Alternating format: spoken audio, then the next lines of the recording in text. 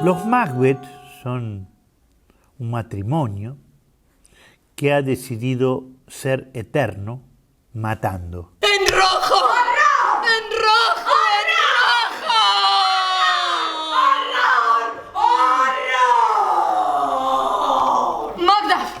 Y se sienten eternos porque las brujas les confieren el lugar de la eternidad, como le han conferido a todos los dictadores que en este siglo y en el pasado han sentido que eran eternos porque tienen en sus manos el poder de levantarse una mañana y decir: a este lo voy a matar y a este lo voy a dejar vivir. Ha preguntado por mí.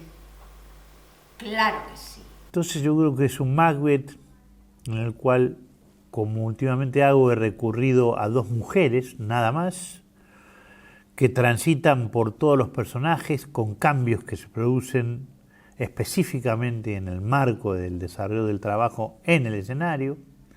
Mis actores nunca salen de la escena, sino que construyen y reconstruyen ahí.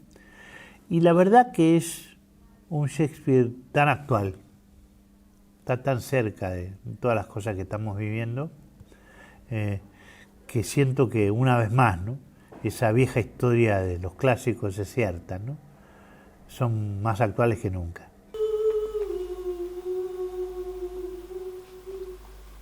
Me interesa ir por otros lugares.